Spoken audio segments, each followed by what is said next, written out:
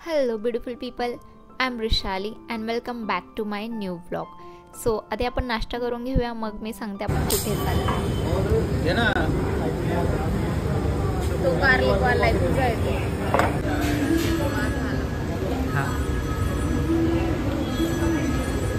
कसा आहे. So guys, तुम्हाला माहिती आहे की रेनी सीझन स्टार्ट झालेला आहे.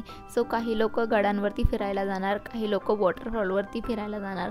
सो तसेच आम्ही पण निघालेलो आहोत वॉटरफॉलला, जो की पुण्यामध्येच आहे, लोणावळ्यामध्ये, ज्याचं नाव आहे काटलदार वॉटरफॉल. सो मॉर्निंगला 7 वाजता उठून नाश्ता वगैरे करून आम्ही इथे 1.5 तासाचा प्रवास करून पोहोचलेलो आहे. इथून पुढे चालत जायचं आहे बिकॉज गाडी इथून पुढे जाणार नाही आहे. सो आम्ही चालत जायला स्टार्ट केलं.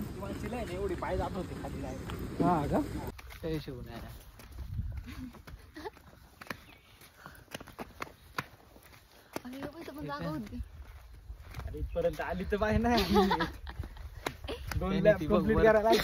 वरती केलेली दिसते मला पिकअप वरती. काय शिवू ना 2 लॅप कम्प्लीट करायला लागले तिथे यायला. तो फक्त सुमो चालणार सारा. हा सुमो तिथे एक गाडी अटकली होती. अल्टो येते. कर बंद नाही होते, हे ऑन नाही होत, वरतून बंद नाही होते, ऑन आहे. त्याला आधी तुला ब्लूटूथ कनेक्ट करायला लागेल. त्याला तिकडे वाहिले का सांगा रोड. हा तिथं जायचंय का? जमलं का? शिंदेवाडी पर्यंत पण जात नाही का. पण पाऊस येणार आहे बघ वरती. चष्मा कुठे तुझा?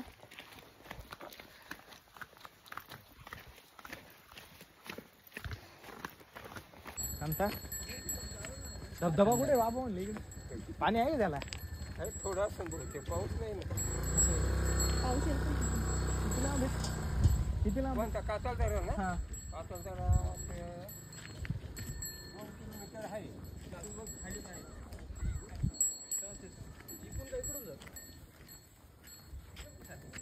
इकडं पण रोड आहे. हा काय बापाच्या घरी जायचं. सो कटालदाराला येताना आम्ही 4 व्हीलर घेऊन आलो होतो. दॅट्स वाय पुढे रोड एवढा चांगला नव्हता, म्हणूनसाठी आम्ही गाडी 3 किलोमीटर मागेच पार्क केली होती. त्याच्यानंतर आम्हाला 3 किलोमीटर चालत जायचं होतं. 3 किलोमीटर चालत गेल्यानंतर वॉटरफॉल येणार नव्हता. तिथून खाली अजून 2 तासाचा ट्रेक होता आणि तेव्हा आम्ही कुठे जाऊन वॉटरफॉलपाशी पोहोचणार होतो. सो आम्ही चालायला स्टार्ट केलं होतं आणि रस्ता तुम्ही बघू शकता पूर्ण चिखल वगैरे झालेला आहे बिकॉज तिकडे पाऊस झाला होता. आणि 3 किलोमीटरमध्येच आम्ही खूप जास्त दमलो होतो. सो गाईज, पुण्यामधनं हा जो वॉटरफॉल आहे तो 86 किलोमीटर आहे मे बी. सो तुम्ही 2 व्हीलरवरती सुद्धा येऊ शकता, जेणेकरून तुमचं हे 3 किलोमीटर जे एक्स्ट्रा चालणं होईल ते नाही होणार. आता पडलं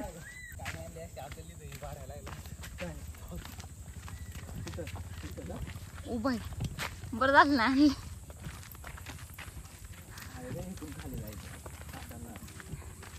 फायनली 3 किलोमीटर चालून आल्यानंतर आम्हाला जो जिथनं ट्रेक स्टार्ट करायचा होता तो पॉईंट दिसलेला होता आणि आम्ही तिथे पोहोचलो आहोत.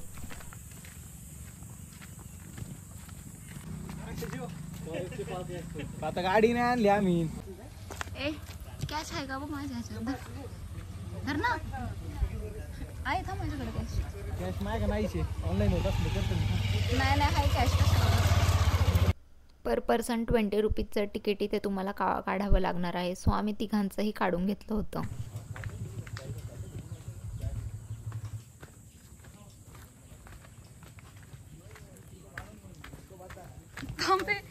मला आताच भीती वाटायला. आपण काय कर सकतो.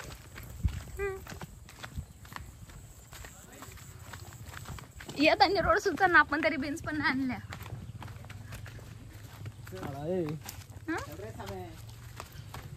काय आवडतो तू माझ्या बरोबर आला विसरतो तू काय.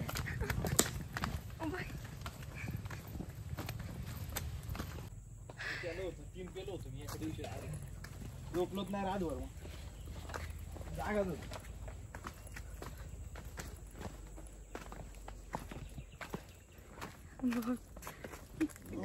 काढतो बाई वरचं शर्ट बांधतो काढून. हा का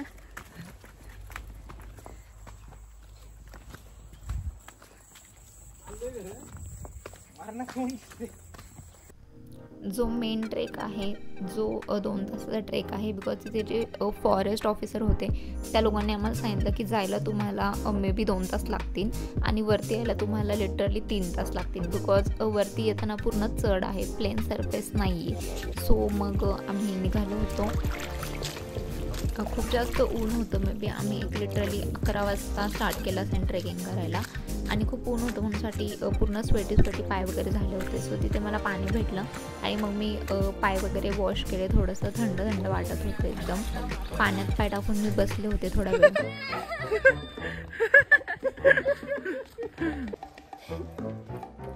चल नीट जा.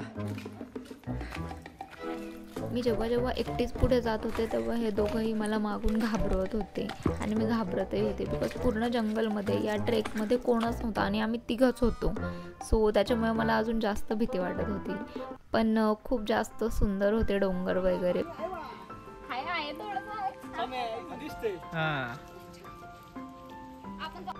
आणि हा एकटाच मला सोडून पुढे चालला होता.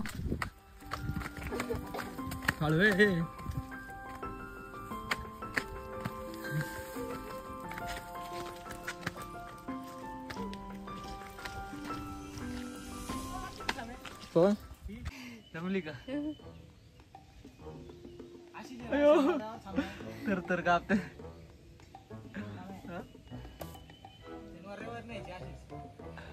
आठवड्यावर खाल्लेला असते ना फास्ट फूड जाग्यावर बोल ना. मी तर काल जेवले पण नाही. कुठं असते फॉरेस्ट. आम्ही आता इकडे जाताना बाब आम्ही चेक केलं दिव्यागरचं आणि लय पाऊस सांगितलं. काय माहिती कुठं जायचं. आणि पाऊसच नव्हता.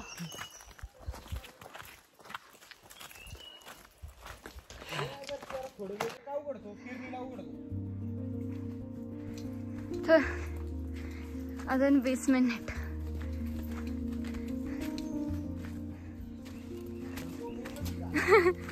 बाई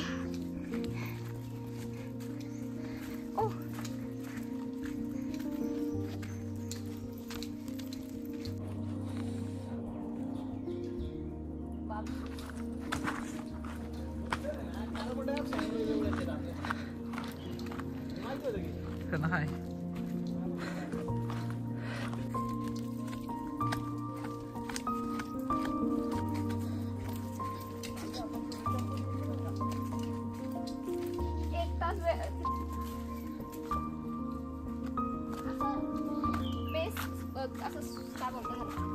एकसारखा असं तर काय नाही वाटत चालेल ते उतर आणि चढ. सो मला एक गोष्ट शेअर करायला आवडेल की जसं की आम्ही खाली येत होतो तेव्हा ते जे फॉरेस्ट ऑफिसर होते त्यांनी आमच्याकडनं as a ticket as a पावती पर पर्सन 20 रुपीज घेतले होते. बट ना त्यांनी आमचा ID प्रूफ घेतला ना आमचं नाव वगैरे लिहून घेतलं. सो याचा अर्थ जर आपण खाली आलो आणि ना हो पण असं काही वाईट झालं कोणासोबत सो मग काहीच सेफ्टी देत नाही आहेत ते लोक. म्हणजे तिकीट घेत आहेत पण ॲटलिस्ट त्यांनी नाव वगैरे तरी लिहून घ्यायला होतं की किती लोक खाली गेली आहेत आणि किती लोक रिटर्न आली आहेत. सो याच्यामुळे जे पण अपघात वगैरे होतात ते टळू शकत आहेत मे बी. बाप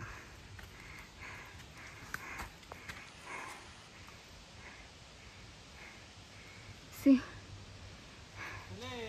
आणि मे बी एवढं चालून आल्यावरती आम्ही पोहोचलोय. इकडेच आहे मे बी तो वॉटरफॉल. सो गाईज जसं की मी बोलले पूर्ण 2 तासाच्या ट्रेकमध्ये आम्हाला कोणही दिसले नव्हते खाली येताना वगैरे. सो एक मुलगा आणि एक मुलगी दिसली. त्यांना आम्ही विचारलं की वॉटरफॉलला पाणी वगैरे आहे की नाही. सो ते बोलले की वेस्ट ऑफ टाईम आहे अँड ऑल. सो मग आम्ही बोललो आम्ही इतकं खाली आलोच आहे सो रिटर्न जाण्यात काही अर्थ नाही आहे. म्हणूनसाठी मग आम्ही बोललो की आता हा ट्रेक पूर्ण करूनच जाऊयात. आणि फायनली आम्ही तिथे पोहोचलो होतो. आणि ऑब्व्हियसली बिकॉज ऑफ की पाऊस नव्हता म्हणूनसाठी पाणी थोडंसं कमी होतं. पण तिथलचं जे बाकीचं सौंदर्य आहे डोंगर हिरवे झालेले पूर्ण आणि हा सीन तर मी फर्स्ट टाईम बघितला होता. सो ते खूप सुंदर दिसत होतं लिटरली. वरती पाऊस झाला असेल मे बी, म्हणून थोड्याच वेळात पाणी वाढलं होतं. आणि जेव्हा मी तो वॉटरफॉल पाहिला, भले एवढं पाणी नसेल पण तिकडचा पूर्ण व्ह्यू पाहून जेवढं हे आम्ही 2-2.5 तास वरतून चालत आलो होतो, जेवढंही थकलो होतो, सो तो सगळा पूर्ण थकवा निघून गेला होता. मग आम्ही ठरवलं की आम्ही पाण्यामध्ये जाणार, थोडीशी मस्ती वगैरे करणार आणि मग थोड्या वेळाने रिटर्न, बिकॉज आम्हाला 3 तास लागणार होते पुन्हा वरती जायला. आता जाता आम्ही किती वेळा थांबतोय तेही आहे त्याच्यामध्ये. सो मग थोडा वेळ आम्ही खाली एन्जॉय केला, फोटोज व्हिडिओज वगैरे क्लिक केले आणि पाणी थोडा वेळ वाढतच होतं. बट लिटरली या धबधब्याला तर खूप जास्त पाणी असतं ना, सो आम्हाला या कुंडामध्ये म्हणजे खाली येता नसतं आलं, बिकॉज ज्या रूटने आम्ही खाली आलो आहे ना, तो रूट खूप खराब आहे. तिथे काहीच सेफ्टी नाही, तिकडे पकडायला सुद्धा काहीच नाही आहे. ओन्ली बिकॉज ऑफ तिथे पाणी नव्हतं म्हणूनसाठी आम्ही एकमेकांना हात वगैरे देऊन त्या दगडांवरतून खाली आलो होतो.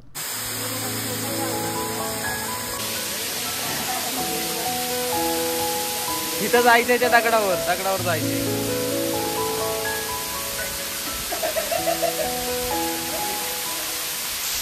See the view guys. या व्ह्यूसाठी तर कोणी 2 काय 4 तास सुद्धा चालून यायला कमी नाही करणार.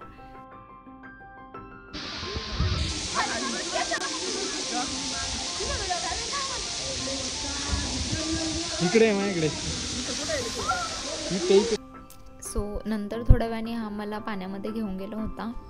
जे सर्कल आहे तिथे तर जास्त खोल नव्हतं, पण त्याच्या जे लेफ्ट साईड आहे ना तिकडे खूप जास्त खोल होतं आणि तिकडे पूर्ण त्या मोठ्या दगडांवरती शेवाळ वगैरे झालं होतं जिथे मी उभे राहिले होते. सो पाय जर घसरला तो पूर्ण डिरेक्टली डीपली खाली जाणार होतो. सो रिस्क तर होती पण आनंदही लुटायचा होता म्हणूनसाठी ठीक आहे, हा माझ्यासोबत होता म्हणूनसाठी मी करत होते. त्याच्यानंतर आम्ही खूप सारं भिजलो, पाण्यामध्ये एन्जॉय केला आणि मला थोडीशी भीतीसुद्धा वाटत होती, बिकॉज तुम्ही जर व्हिडिओ पाहत असाल सो पूर्ण ट्रेकमध्ये आणि ते खालीसुद्धा एकही मुलगी नव्हती. ओन्ली मी एकटीच मुलगी होते, जे माझे फ्रेंड्स होते 2 लोक त्यांच्यासोबत आले होते.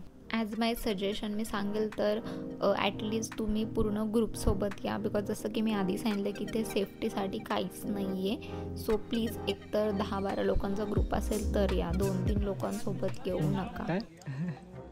हात दाखव, हात.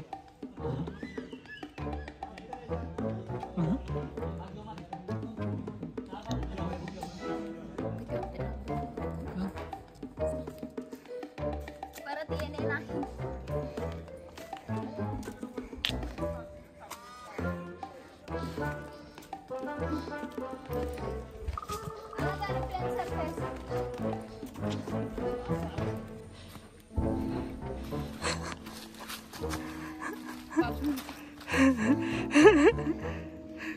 थक गई मैं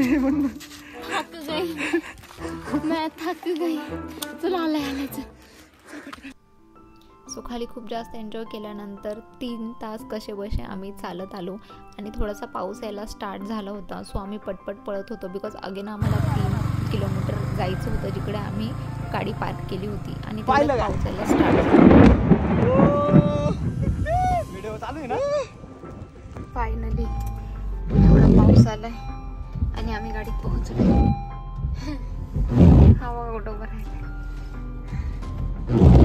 पाऊस आलाय. चल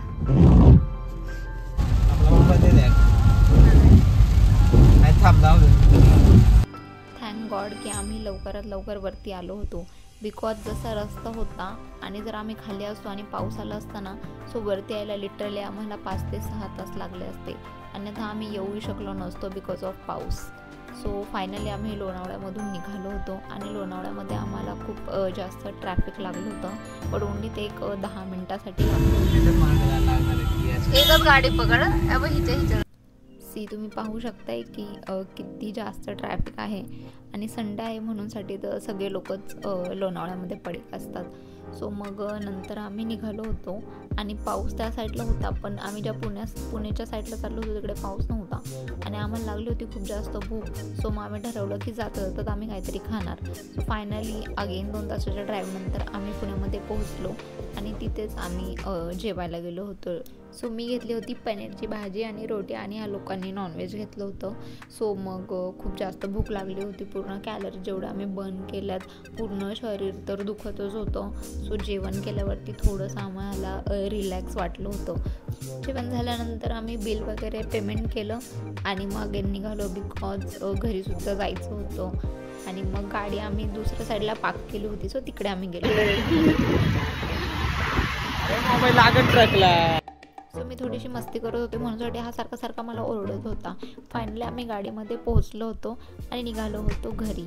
सो भेटूया नेक्स्ट ब्लॉगमध्ये. Thanks for watching. फॉलो करायला विसरू नका. Bye bye.